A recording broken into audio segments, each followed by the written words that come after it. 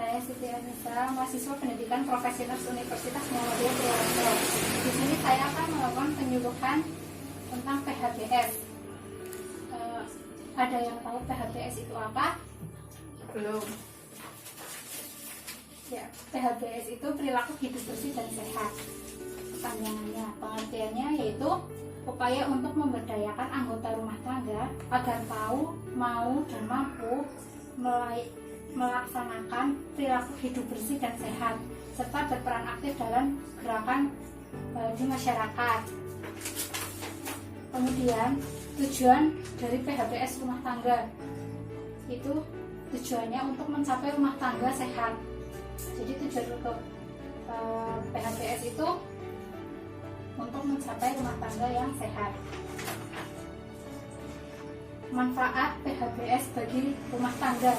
Manfaatnya yang pertama itu setiap anggota keluarga sehat dan tidak mudah sakit. Kemudian anak tumbuh sehat dan cerdas. Kemudian anggota keluarga dia dalam bekerja. Kalau misalkan sehat, otomatis punya tenaga untuk bekerja. Kemudian pengeluaran biaya rumah tangga dapat ditujukan untuk memenuhi gizi keluarga. Kemudian untuk tabungan pendidikan anak dan modal usaha untuk menambah pendapatan keluarga. Kalau sehat, uang itu nanti bisa digunakan untuk hal-hal yang tadi saya sebutkan. Kemudian manfaat PHBS bagi masyarakat. Bagi masyarakat, yang pertama, masyarakat mampu mengupayakan lingkungan yang sehat. Kemudian masyarakat mampu mencegah dan menanggulangi masalah-masalah kesehatan. Kemudian yang ketiga, masyarakat memanfaatkan pelayanan kesehatan yang ada. Jadi masyarakat itu kalau misalkan sakit itu memanfaatkan pelayanan kesehatan.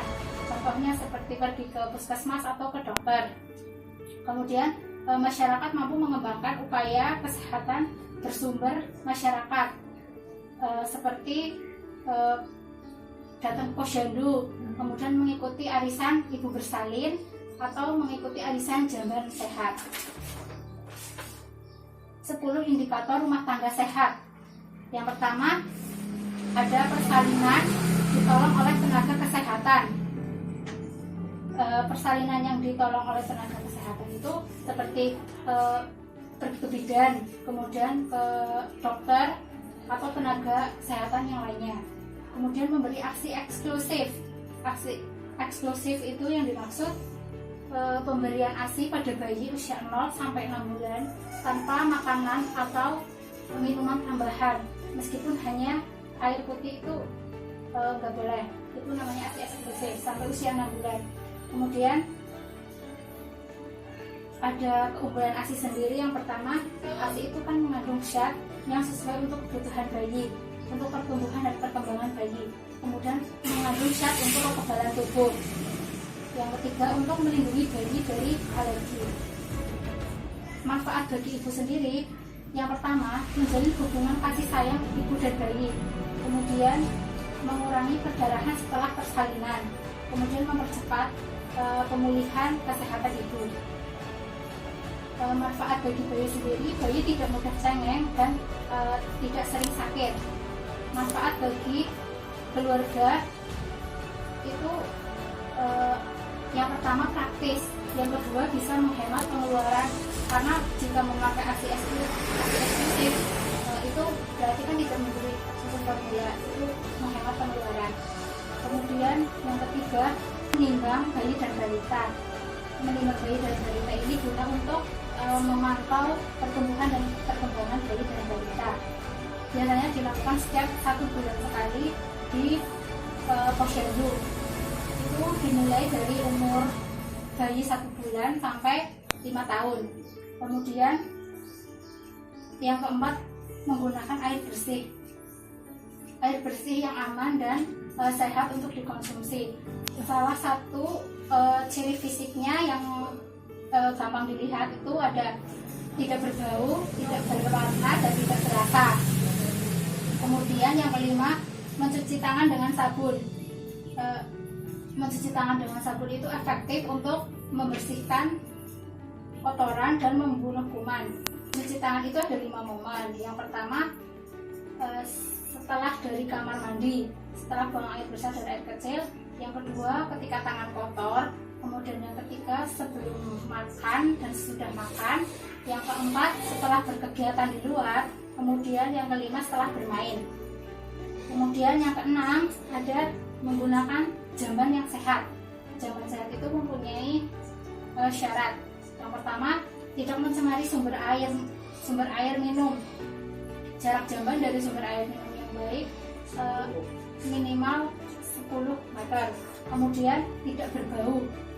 Yang ketiga, ada kotoran tidak dapat dijamah tikus dan serangga. Kemudian tidak mencemari tanah.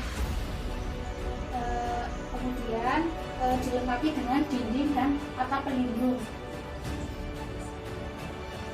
Yang keenam, ada penerangan dan ventilasi cukup. Yang ketujuh, tersedia air dan dapat ada sabun pembersih. Kemudian yang ke-7, memberantas jentik di rumah secara berkala. Pemberantasan sarang nyamuk itu ada 3M+. Yang pertama ada menguras bak mandi. Itu lebih baik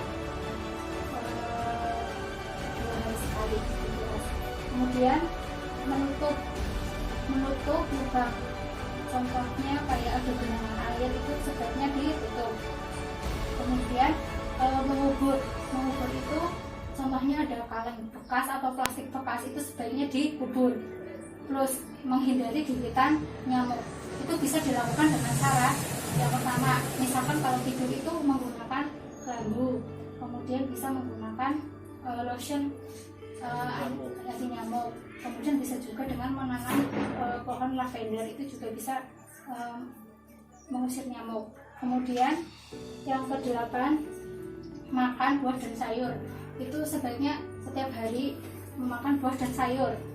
Kemudian yang ke-9, melakukan aktivitas fisik.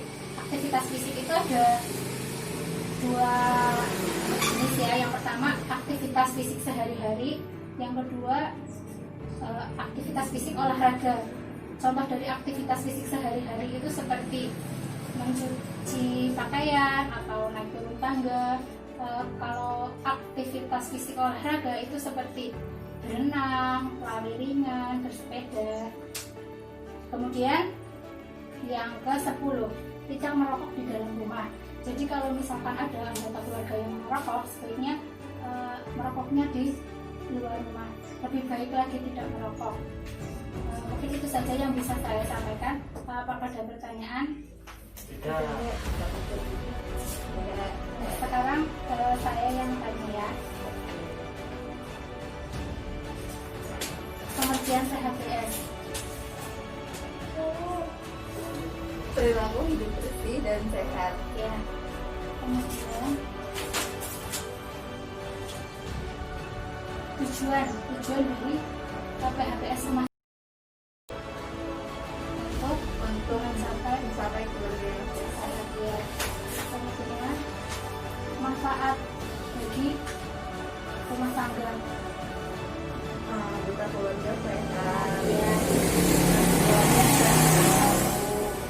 Ya.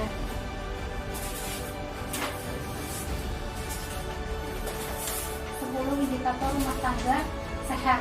Yang pertama, Disalin dengan tenaga kesehatan. ya, Terus aksi eksklusif 6 Iya. bulan. Timbangan rutin tiap bulan. iya, Terus ada air bersih. ya menggunakan air bersih. Yang menggunakan air bersih. Terus cuci tangan menggunakan sabun dan air mengalir. Iya, Ada jamban yang sehat. Terus membersihkan jentik-jentik nyamuk. Terus makan sayur dan buah. iya, Lalu aktivitas fisik. Terus tidak merokok di dalam rumah. iya. Mungkin cukup ya penyuluhan dari saya. Terima kasih atas partisipasinya dan mohon maaf apabila banyak kesalahan. Wassalamualaikum warahmatullahi wabarakatuh. Waalaikumsalam warahmatullahi